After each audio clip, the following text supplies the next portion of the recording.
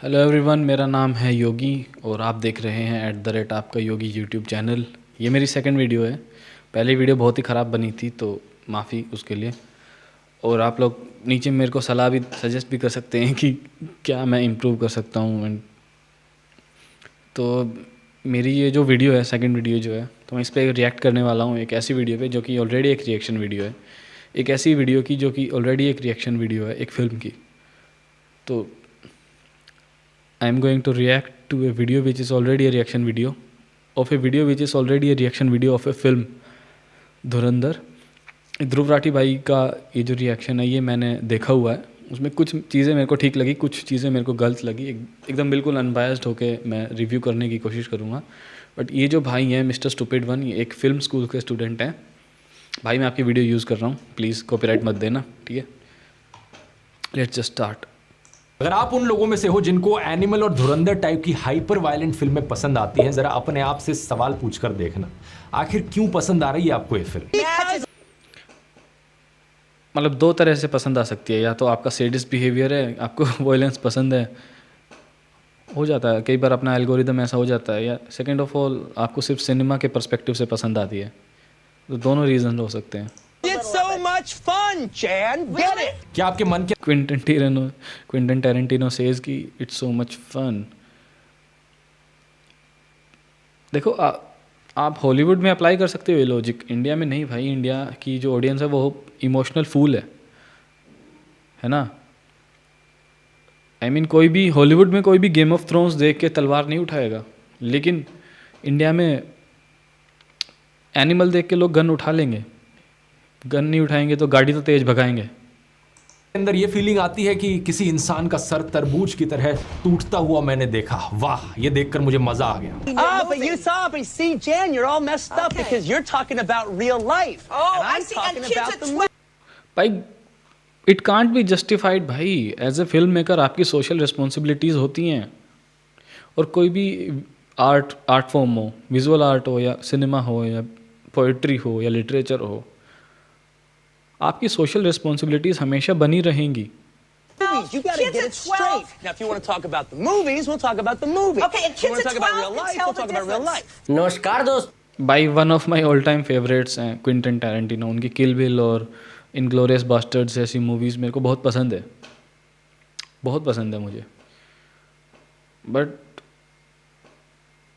Societal impact होता है भाई फिल्मों का, हमने देखा है। आप तेरे नाम का इन्फ्लुएंस कितना बड़ा है इंडियन ऑडियंस के अंदर, और देवदास मूवी का। तो ध्रुव राठी दो ही टाइप के वीडियोस बनाता है मूवीज के ऊपर, एक जहां वो पेड प्रमोशन करता है और दूसरा negative video. But negative video वो तब बनाता है जब मूवी 500 करोड़ का बॉक्स ऑफिस क्रॉस कर देती है, क्योंकि बंदे को भाई के पास बुक्स रखी हैं काफ़ी, दिलीप कुमार। और भाई एक्चुअली सिनेमा स्टूडेंट है भाई, सिनेमा स्कूल के स्टूडेंट है। नाइस। एक जहां वो पेड प्रमोशन करता है और दूसरा negative video. But negative video वो तब बनाता है जब मूवी 500 करोड़ का बॉक्स ऑफिस क्रॉस कर देती है, क्योंकि बंदे को सिनेमा की तो बिल्कुल भी नॉलेज नहीं है। बट स्टिल वो अपने पॉइंट को प्रूव करने के लिए कुछ भी तर्क देता है, जैसे एनिमल जैसी मूवी को जैसे हीनस क्राइम के साथ कनेक्ट करता है। एंड सेम ऐसा उन्होंने मैंने तो नहीं देखी है भाई ये, बट अगर उन्होंने एनिमल मूवी को रेप के साथ कंपेयर किया है तो इट्स वेरी रॉन्ग भाई। नहीं करना चाहिए रेप के। देखो फिल्म मिसोजिनिस्टिक है, मूवी में बहुत ज़्यादा, एक तो ऑब्जेक्टिफिकेशन है बहुत ज़्यादा लड़कियों की, और मिसोजिनिस्टिक भी है। वो लड़का हिपोक्रेट होता है, खुद एक्स्ट्रा मैरिटल अफेयर होता है उसका, रणवीर कपूर का, एंड अपनी वाइफ को बोलता है कि दोबारा शादी मत करना। इट्स जस्ट वन एग्जाम्पल जो मुझे याद है। फिल्म मिसोजिनिस्टिक तो है भाई। अंदर के साथ भी किया मिसलीडिंग एंड इमोशनल मैनिपुलेशन, यानी इजी वर्ड में मैं डिफाइन करूं तो प्रोपेगेंडा। प्रोपेगेंडा कि भले ही प्रोपेगेंडा है, लेकिन है तो प्रोपेगेंडा ही। ये झूठी प्रोपेगेंडा फिल्में, बनाया हुआ प्रोपेगेंडा अपने पॉलिटिकल प्रोपेगेंडा को फैला, नाजी प्रोपेगेंडिस्ट और प्रोपेगेंडा चलाने के। आज के समय पर प्रोपेगेंडा इज इक्वल टू मुझे फिल्म नहीं पसंद आई। और अगर नहीं भाई, इट कांट बी ट्रू। मतलब मुझे आदि पुरुष पसंद नहीं आई, आदि पुरुष मुझे, इसका मतलब ये तो नहीं है कि प्रोपेगेंडा है वो। मुझे वॉर 2 पसंद नहीं आई, इसका मतलब ये तो नहीं है कि वो प्रोपेगेंडा है उसमें। या एनिमल मुझे अच्छी नहीं लगी थी। मुझे पसंद नहीं आई तो आप भी मत देखो, that is my problem. And इसी वजह से आज मैं ये वीडियो बना रहा हूँ। भले ही फिल्म कितनी भी अच्छी क्यों ना हो, लेकिन आखिर में है तो प्रोपेगेंडा ही। हिटलर के समय में नाजी प्रोपेगेंडा फिल्म मेकर लेनी रिफेनस्टाल ने। अब अगर नाजी की बात निकली है तो मेरे पास में बेस्ट एग्जांपल है इनग्लोरियस बास्टर्ड। भाई इनग्लोरियस बास्टर्ड्स बहुत खतरनाक फिल्म है, बहुत क्रेजी फिल्म है। अगर आप एक्टिंग एंथुसियास्ट हो थोड़े बहुत भी, या फिल्म एंथुसियास्ट हो, तो आपको ये फिल्म ज़रूर देखनी चाहिए। क्विंटिन टैरेंटिनो इतनी ब्रूटल ऑनेस्टी के साथ फिल्म बनाता है ना। हिटलर का भी पोर्ट्रेयल है इसमें, देखी है मैंने। क्रेजी फिल्म है भाई, क्रेजी। क्रिस्टोफर वाल्ट्ज करके एक एक्टर है, one of my all time favourites. इतनी डेप्थ है ना उसकी एक्टिंग में, इंडिया में तो नहीं लगता मुझे किसी की एक्टिंग में होगी उतनी। फिल्म बाय क्विंटन टैरेंटिनो, जहां पे वो नाजी सोल्जर्स को एलिमिनेट करने के लिए बास्टर्ड्स की एक टीम को फ्रांस में भेजते हैं। इस फिल्म के क्लाइमैक्स में हिटलर मारा जाता है, बट रियल लाइफ में ऐसा नहीं हुआ था। बट स्टिल क्विंटन टैरेंटिनो ने एक टेक लिया कि रियल इंसिडेंट को, रियल कैरेक्टर को एक फिक्शनल फिल्म में बना दूं। दिस ये इंसान है क्रिस्टोफर वाल्ट्ज, बहुत बेहतरीन एक्टर है भाई। इस मूवी में एक्सेंट्स के ऊपर बात होती है, ये एक्सेंट पकड़ लेता है। एक सीन होता है जिसपे ये 3 लोग होते हैं जो हीरो की साइड से होते हैं।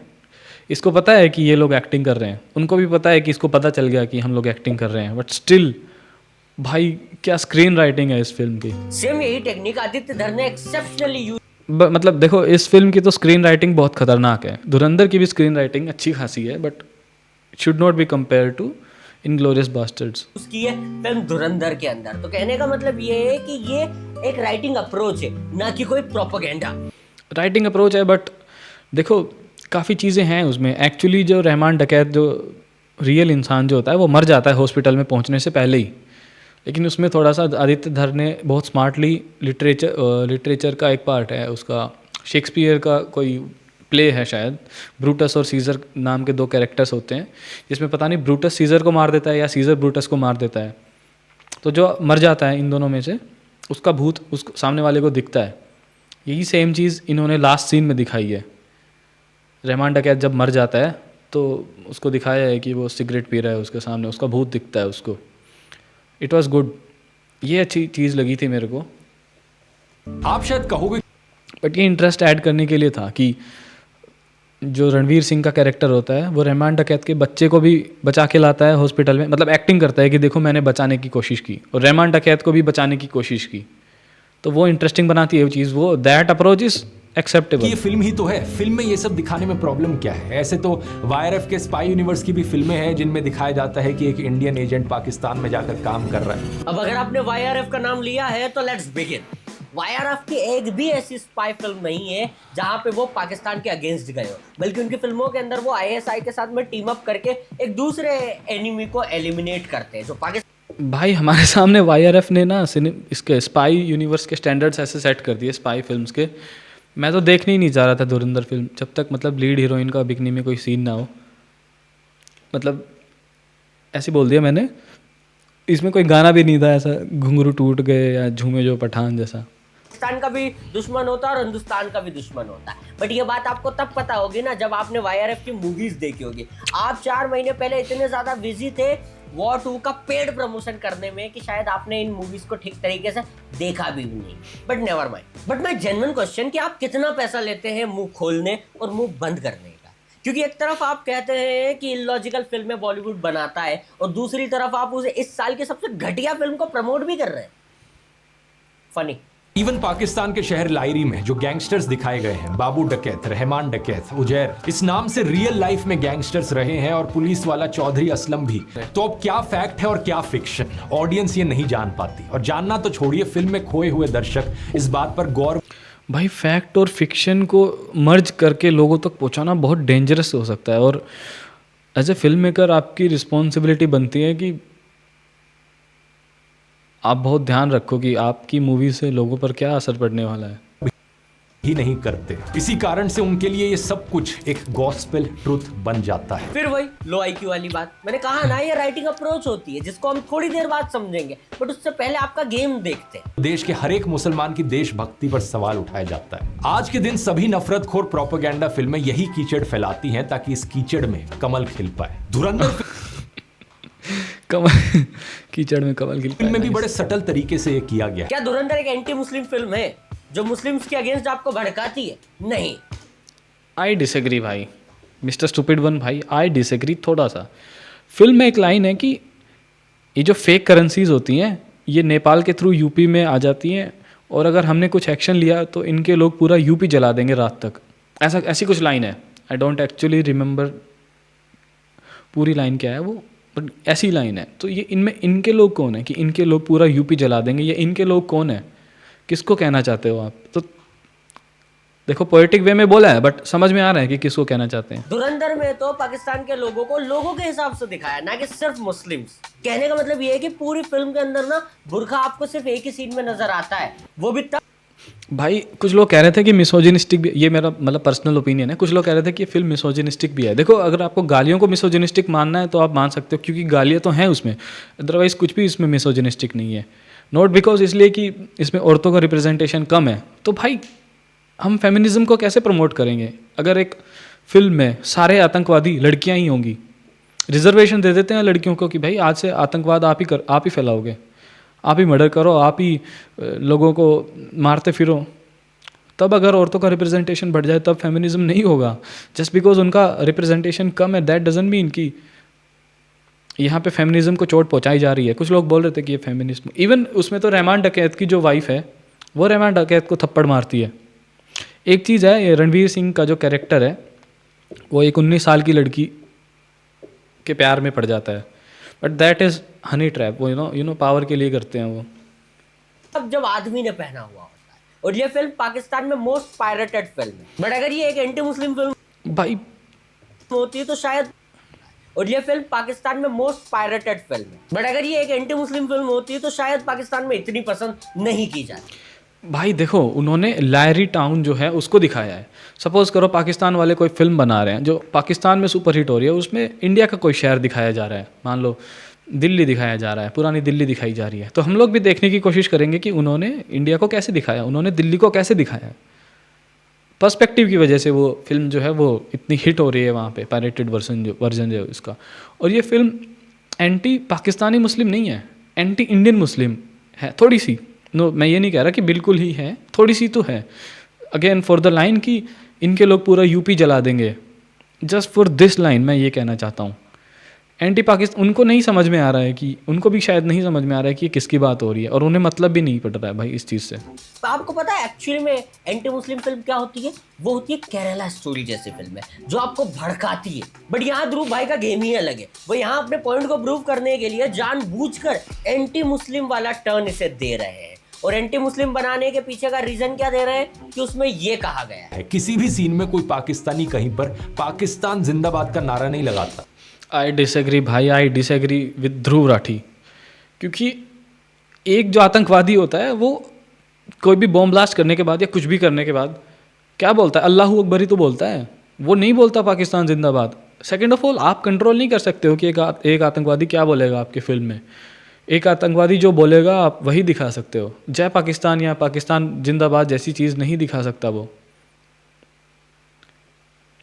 एट द सेम टाइम सब लोग सिर्फ अल्लाहू अकबर बोलते हैं। ये कोई भाई और क्या, अल्लाहू अकबर ही तो बोलेंगे आतंकवादी। बॉलीवुड की पहली फिल्म नहीं है जहाँ पे ये फ्रेज का यूज किया जा रहा है, बल्कि आपको रियल वीडियोस में भी ये सुनने को मिल जाता है। और इस फ्रेज का जो रियल मीनिंग होता है वो जॉय एंड प्रेस के लिए यूज किया जाता है। और अगर आप फिल्म के कॉन्टेक्स्ट में समझोगे तो जब पाकिस्तान के द्वारा अटैक किया जाता है तो वहां के लोग बहुत चेयरफुल होते हैं और उसी खुशी में वो इस फ्रेज का यूज करते हैं। जस्टिफाइड भाई, जस्टिफाइड। बट मूवी में एक सीन है जिसमें अपना जो ये होता है हमजा अली, उसको कोई छोटी सी विक्ट्री मिल जाए, पता नहीं कुछ एक माइलस्टोन अचीव कर लेता है।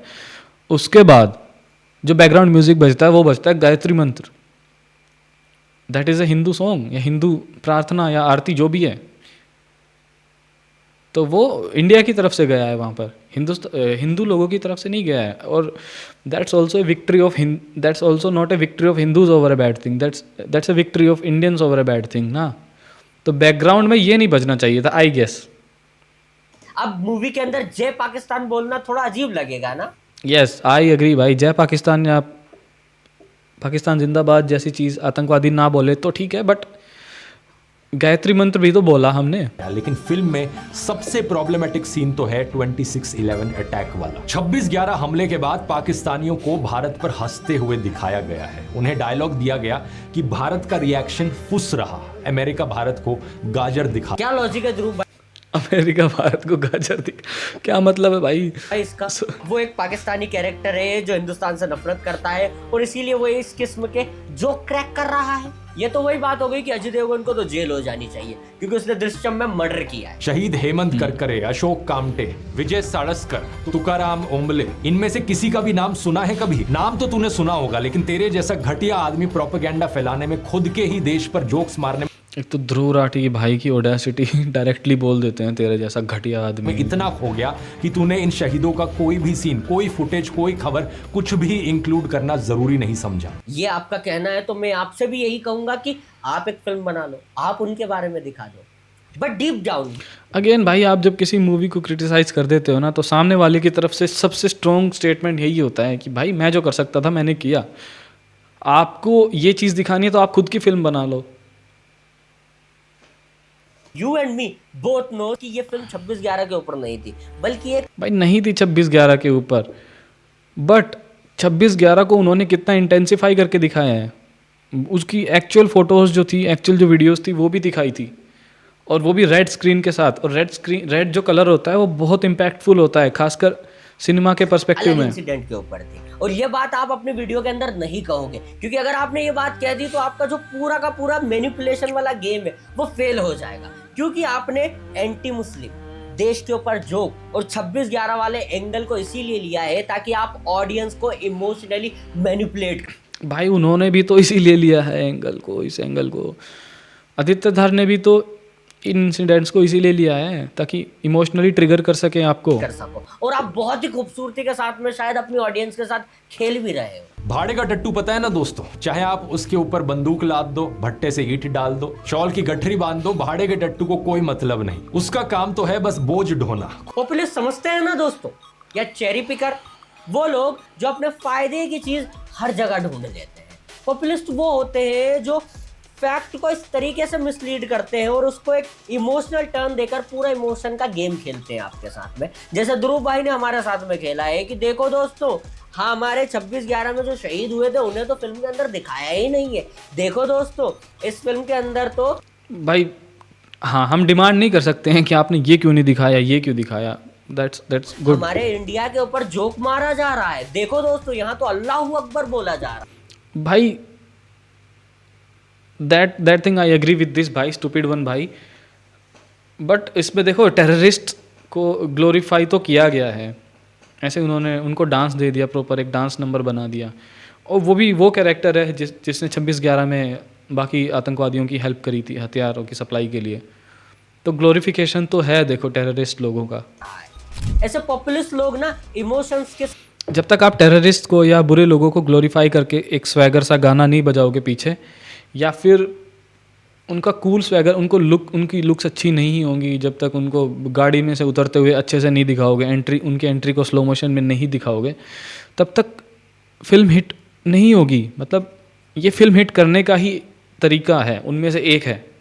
अगर आपने बहुत ही रियलिस्ट सिनेमा दिखा दिया ना, बहुत ही रियलिस्टिक सिनेमा दिखा दिया कि एक आतंकवादी ने गोली मार दी, वो मर गया, पीछे से रोने धोने की आवाज़ें आ रही हैं, परिवार सूना पड़ गया, गैंगस्टर्स में ऐसा चल रहा है, तो वो, और बैकग्राउंड जो है वो डल सा है, थोड़ा सा डार्क ग्रेइश थीम है उसकी, है ना, और बैकग्राउंड म्यूज़िक में सैड म्यूज़िक चल रहा है, और उजड़ते हुए परिवार दिख रहे हैं हमें, औरतें रोती हुई दिख रही है, वो थोड़ा ज़्यादा सा रियलिस्टिक होगा, तो वो लोगों को इतना इंट्रीग नहीं करता है सिनेमा हॉल में।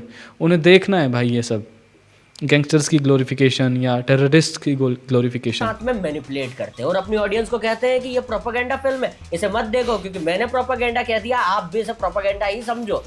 भाई ये तो I agree with this mister stupid one भाई, ओपिनियन हमेशा खुद का बनाना चाहिए। आप फैक्ट्स पढ़ो बहुत सारे, और common sense is the best ideology I guess. और सेम यही लोग वॉर 2 और गैंग ऑफ वासेपुर जैसे फिल्म का प्रमोशन करते हैं। यार वॉर 2 घटिया फिल्म है, वॉर 2 इज़ ए घटिया फिल्म। ऋतिक रोशन मुझे बहुत अच्छा लगता है भाई, मैं गे भी बन सकता हूँ ऋतिक रोशन के लिए, बट वॉर 2 बहुत घटिया फिल्म है। लेकिन गैंग्स ऑफ मैंने अभी बताया था कि गैंग्स ऑफ वासेपुर में वॉयलेंस किस तरह दिखाया जाता है। जब पंकज त्रिपाठी को गोली लगती है, सैड बैकग्राउंड म्यूजिक होता है ना, डल स्क्रीन हो जाती है और औरतों के रोने चीखने की आवाज़ होती है। एक ये फिल्म है, और एक फिल्म है जिसमें मान लो एनिमल जैसी फिल्म है, जिसमें आपके लेफ्ट साइड में कैमरा है, कैमरा थोड़ा नीचे है ताकि आपका जो स्टैचर है वो बड़ा दिख सके स्क्रीन पे। आपके लेफ्ट हाथ में गन है और कैमरा एंगल इस तरह से नीचे है कि आप दिख रहे हो स्क्रीन में बहुत बड़े लेवल पे, आपका बहुत बड़ा स्टैचर दिख रहा है और आपके हाथ में गन दिख रही है और आप चल रहे हो, पीछे से बैकग्राउंड म्यूजिक बज रहा है। क्या लगता है आपको कौन सी फिल्म को देख के लोग गन उठाएंगे? क्यों? क्योंकि इन्हें पता है कि हमारी ऑडियंस के पास में इतना दिमाग नहीं है कि वो खुद अपने दिमाग का यूज करके फिल्म सही है या गलत है पता लगाएगी। मैंने कह दिया तो कह दिया। फिल्म में दिखाया जाता है कि इंटेलिजेंस ऑफिसर को पता चलता है कि भारत पर अटैक होने वाला है, लेकिन उसने सोचा कि ये सरकार तो गद्दार है, इसलिए छोड़ो, क्या ही कुछ कर। भाई इस फिल्म में बार बार अजय सान्याल जो होता है, जो शायद अजीत डोभाल जी के कैरेक्टर से इंस्पायर्ड है, वो बार बार कहता है कि एक दिन ऐसी सरकार आएगी, ऐसी सरकार आएगी। आई डोंट नो भाई, ये जो ऑपरेशन चल रहा है, ये हमजा अली वाला जो चल रहा है कांग्रेस के गवर्नमेंट में, कांग्रेस गवर्नमेंट के टाइम में, एंड ये जो कैरेक्टर है अजय सान्याल, ये बार बार कहता है कि एक दिन ऐसी सरकार आएगी, एक दिन ऐसी सरकार आएगी। तो देखो थोड़ा बहुत तो पॉलिटिकली है मैनिपुलेशन यार यहाँ पे। इस इंफॉर्मेशन को बस अपने पास रख लेता हूँ। अब ये जो बात कही है ये परफेक्टली फिट बैठती है मिसलीड के ऊपर, क्योंकि यहाँ पे वो कहना चाह रहे हैं कि 26/11 की इन्फॉर्मेशन अजय सान्याल के पास में थी बट उसने गवर्नमेंट के साथ शेयर नहीं करी, तो क्या वो इतना लेजी वगैरह वगैरह बातें की जा रही। बट एक्चुअली में अगर आपने मूवी देखी होगी, अपने आपका दिमाग का यूज किया होगा, तो आपको पता होगा कि एक्चुअली में सीन 26/11 पे नहीं आता, बल्कि ये करेंसी नोट के टाइम पे। भाई करेंसी नोट्स के भी ऊपर बात कर लेते हैं, तो भी उसे बताना चाहिए था ना। अगर उसे पता है कि भाई ऐसे काउंटरफीट नोट्स बन रहे हैं, तो भी उसे बताना चाहिए सरकार को। क्या मजबूरी रही होगी, क्यों नहीं बताया भाई? और ये काउंटरफीट वाला जो पार्ट है, इन्होंने फिल्म मेकर्स ने इसलिए इन्होंने हाईलाइट किया है क्योंकि जो नोटबंदी है, as a neutral person I am saying this, नोटबंदी जो है वो इंडियन गवर्नमेंट का एक बहुत बड़ा फेलियर है। ये उसको ग्लोरीफाई करने में लगे हुए हैं कि देखो नोटबंदी हो गई जिस वजह से टेररिज्म रुक गया। नोटबंदी हुई 2016 में नवंबर में, if I am not wrong. उसके बाद आप देखो ना, पठानकोट, उरी, रियासी, श्रीनगर, जम्मू और ये अपना पहलगाम, पुलवामा, दिल्ली, श्रीनगर बॉम्ब ब्लास्ट, कितने टेररिस्ट अटैक्स हो गए, कितने टेरर अटैक्स हो गए। What was the point of this? आता है कि फेक करेंसी बनाई जा रही है, और वहां पे जब उन्हें पता चलता है मिनिस्टर के बारे में, तब इस वर्ड का यूज किया जाता है कि अभी हम इनका कुछ नहीं बिगाड़ पाएंगे। मेरे को यही तो समझ में नहीं आ रहा, हम इनका कुछ नहीं बिगाड़ पाएंगे, इनका कुछ नहीं बिगाड़ पाएंगे। ये केस हम बाहर भी लिया है ना, तो ये मिनिस्टर्स पॉलिटिकल वेंडटा का झूठा इंसान लगा के हमें ब्लैकलिस्ट करवा देंगे। ऐसे बहुत कम एक्टर्स हैं हमारे देश में जो अपने आई मीन यार देखो, मूवी के लास्ट में हमें पता चलता है कि ये जो है ना अजय सान्याल, यही भेजता है हमजा अली, जो लीड कैरेक्टर है रणवीर सिंह, उसको यही भेजता है पाकिस्तान में। मूवी के एंडिंग में दिखाया जाता है। नाउ ही इज सेइंग कि अगर ये केस बाहर भी आ गया ना, तो ये लोग हमें ब्लैक लिस्ट करवा देंगे। तो विदाउट गवर्नमेंट्स परमिशन, बिना गवर्नमेंट की मर्जी के, ये रणवीर सिंह को कैसे भेज सकता है पाकिस्तान में? आके हमें ब्लैकलिस्ट करवा देंगे।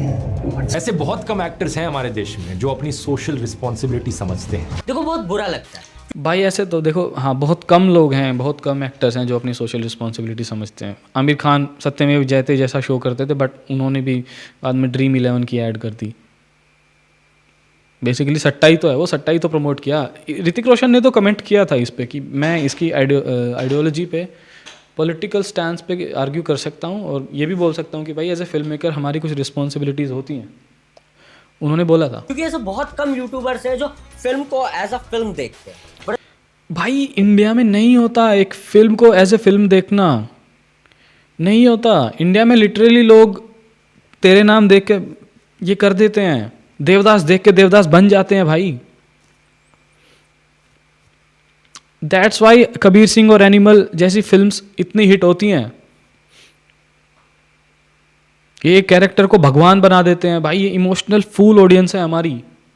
1000 रीजंस आपको मिल जाएंगे एक पॉपुलर फिल्म को हेट करने के। धुरंधर फिल्म में एक और बड़ी प्रॉब्लम है गैंगस्टर्स का डिपिक्शन। रहमान डकैत एक शैतान किस्म का आदमी था, लेकिन फिल्म में इसका कैरेक्टर एक अलग ही कूल स्वैगर के साथ निकल कर आता है। माथे पर जुल्फे छाई हुई हैं, डायलॉग बाज। अगेन भाई, जब तक आप टेररिस्ट को या गैंगस्टर्स को ग्लोरीफाई नहीं करोगे, बैकग्राउंड म्यूजिक नहीं दोगे, बैकग्राउंड डांस नहीं दोगे उनको, तब तक फिल्म इंटरेस्टिंग नहीं बनेगी। आप ग्राउंड रियलिटी नहीं दिखा सकते हो। As a film maker I agree with this part की उसमें ग्लोरिफिकेशन तो है गैंगस्टर्स का, बट वो फिल्म को इंटरेस्टिंग बनाने के लिए ज़रूरी है। बट अगेन, अगर आप अपनी सोशल रिस्पॉन्सिबिलिटी समझते हो तो आप गैंगस्टर्स को या टेररिस्ट को प्लीज़ ग्लोरीफाई मत करो। और वो भी ये जो कैरेक्टर है रहमान डकैत, रहमान बलोच, 26/11 हमले के पीछे इन्होंने ही हथियार सप्लाई करवाए थे। करता है और उसका डांस इंस्टाग्राम पर वायरल हो जाता है। हाइपरबोली के नाम सुना है? एक राइटर, डायरेक्टर, एक्टर इसका यूज करता है। हाइपरबोली का मतलब होता है कि कोई भी चीज बड़ा चढ़ाकर बताना। जैसे कितने आदमी थे, इसे सिंपल लैंग्वेज में भी बोला जा सकता है, बट गब्बर इसे बहुत ही ज्यादा हाइपरबोली के साथ। भाई गब्बर उसे पॉलिटिक वे में बोलता है, आई एग्री, और ये ट्रेंड भी बन जाता है। बहुत सारे लोग कॉपी भी करते हैं इसको बाद में। गब्बर आइकॉनिक कैरेक्टर है, बट गब्बर वाज भाई गब्बर लड़कियों को छेड़ रहा होता है भाई। वो गांव के लोगों को मार देता है। वो गांव के लोग डरते हैं उससे। इवन बाद में भी कहानियां सुनाई जाती हैं कि सो जा वरना गब्बर आ जाएगा। गब्बर को आपने कोई आइकॉनिक डांस नंबर नहीं दिया, आइकॉनिक ऐसा कोई स्वैगर वाला डांस नहीं, स्वैगर वाला गाना नहीं दिया। गब्बर से डर लगता है भाई, पेट निकला होता है इसका, दाढ़ी वाड़ी देखो इसकी, ये दांत देखो भाई, डर लगता है इससे। इसको ग्लोरीफाई नहीं किया इन्होंने।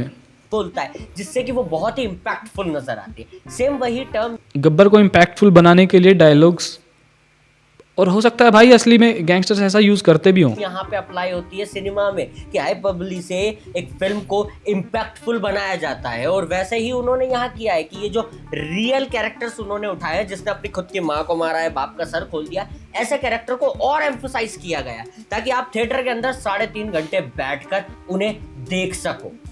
मूवीज ऐसे ही नहीं बनती भाई। ठीक है यार, आपको मूवी इंटरेस्टिंग बनानी है, बट अगेन वही है भाई, आपकी कुछ रिस्पॉन्सिबिलिटीज होती हैं। मूवी के पीछे एक पूरा का पूरा टेक्निक्स होती है। क्योंकि मेरी रेगुलर ऑडियंस ये बात जानती है कि मैं इस टाइप के वीडियोस नहीं बनाता हूँ, बट मुझे एनिमल के बाद में समझ में आया कि ये कितनी ज़्यादा टॉक्सिक चीज़ है। क्योंकि मैं जब भी किसी को भाई आप एनिमल को अच्छी मूवी तो नहीं बोलने वाले हो ना। रिकमेंड करता हूँ ना, एनिमल की अच्छी फिल्म है यार, सिनेमा के पीओवी से कुछ सीखना हो तो देख सकते हो, बट लोग मुझे एक यही रिप्लाई देते। इन्होंने क्या बोला, एनिमल अच्छी मूवी है? बाद में समझ में आया कि ये कितनी ज़्यादा टॉक्सिक चीज़ है। क्योंकि मैं जब भी किसी को रिकमेंड करता हूँ ना, एनिमल की अच्छी फिल्म है यार, ये रिकमेंड करते हैं एनिमल किसी को? सिनेमा के पीओवी से कुछ सीखना हो तो देख सकते हो। भाई ये फिल्म स्कूल के स्टूडेंट हैं ये भाई, मिस्टर स्टूपिड वन, और इनको एनिमल अच्छी लगती है। आपके फिल्म स्कूल का नाम क्या है? बट लोग मुझे एक यही रिप्लाई देते हैं कि भाई वो तो मिसोजिनिस्टिक है भाई। फिल्म है, घटिया फिल्म है, हम थोड़ी देखेंगे। अगर मिसोजिनी भी हटा दी जाए ना, कि आप मिसोजिनी को इग्नोर करो, फिर भी वो कुछ खास है नहीं उसमें भाई। शिट है भाई, शिटी फिल्म है भाई, क्रिंज फेस्ट है बिल्कुल। बस मेरी यही प्रॉब्लम है कि आप लोग आकर अपना ओपिनियन देते हो और उस ओपिनियन से बहुत सारे लोग अपना ओपिनियन बना लेते हैं और फिर वो ऐसी अच्छी फिल्मों को इग्नोर कर देते हैं। बट मैं चाहूंगा कि आप खुद एनिमल तो नहीं है भाई अच्छी फिल्म। धुरंधर को मैं मान सकता हूँ, सिनेमाटोग्राफी उसकी अच्छी है, स्क्रीन राइटिंग भी बहुत अच्छी है, एक्टिंग भी अच्छी की है काफ़ी लोगों ने, but Animal is not actually. Dhurandhar is the film people thought Animal is. Dhurandhar देखो, अगर आपको पसंद नहीं आए तब आप अपना ओपिनियन बनाओ, बट किसी और का सुनकर मत बनाओ। क्योंकि मेरी मौसी का, दूर की मौसी का लड़का है, उससे जब मैंने कहा कि हो सके तो धुरंधर देख लेना, बट उसकी पॉलिटिकल आइडियोलॉजी थोड़ी अलग है, तो उस बंदे का कहना है कि वो भाई ये एक मेरा पर्सनल ओपिनियन है कि जब आप किसी चीज़ को ज़्यादा ही क्रिटिसाइज़ करने लग जाते हो तो आप उसको एंजॉय नहीं कर पाते हो। War 2 इज बेटर देन धुरंधर। नहीं है भाई, वॉर 2 तो बहुत घटिया है। वॉर 2 के ऊपर भी कभी बात कर लेंगे, बहुत घटिया है। क्यों? क्योंकि वो किसी और का ओपिनियन सुनकर आया है और अपना ओपिनियन उसी के ओपिनियन के साथ एक कनेक्ट कर रहा है, and that is my problem. And मैं ध्रुव राठी भाई से एक ही बात कहूंगा कि अपनी फिल्म बना लो। मायावती मूवी को अपोज करने वाले लोग कहते हैं कि भाई हमारी हिस्ट्री बिगड़ रही है इस मूवी की वजह से। तो भाई अगर एक मूवी हिस्ट्री को बिगाड़ सकती है तो जाओ तुम भी फिल्म डायरेक्शन का कोर्स करो, अपनी मूवी बनाओ, रिलीज करो, जो दिखाना है दिखाओ और सही कर लो अपनी हिस्ट्री। अगर आप भाई सॉरी उन भाई, लोगों में से हो जिनको इन्होंने तो क्रिटिसाइज़ करने का मौका मतलब ख़त्म ही कर दिया चांस की ज़्यादा दिक्कत आ रही है तो आप बना लो movies. Again same thing can be applied to you, अगर आपको वॉर 2 से इतनी ही दिक्कत हो आप बना लो। नहीं सॉरी भाई, काफ़ी चीज़ें थी धुरंधर के बारे में बात की जा सकती है ना, but Dhurandhar should not be compare to animal.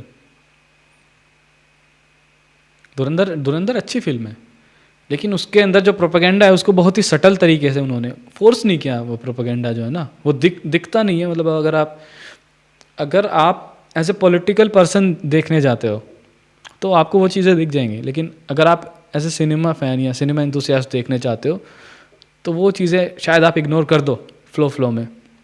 यही सिनेमा की पावर है भाई, cinema is larger than life. कोई भी फिल्म देखने के बाद आप सेम इंसान नहीं रहते हो। अगर कभी देखने जाओ तो किसी ढंग के शहर में देखने जाना, मतलब बड़े शहरों में देखने जाना। लोकल ऑडियंस तो डिज़र्व ही नहीं करती है मूवीज़ देखना। Anyways it was all from my side, thank you. और मिस्टर स्टूपिड वन भाई प्लीज़ कॉपीराइट वगैरह मत डालना, it's just my second video. अगर आपको हटवानी है तो @Instagram पे @आपका योगी पर मैसेज कर देना या यहाँ पे कमेंट कर देना कि वीडियो हटा दे, वरना कॉपीराइट डाल दूंगा, मैं हटा दूंगा वीडियो, ठीक है। Alright, thank you guys, bye bye, take care. Animal और धुरंधर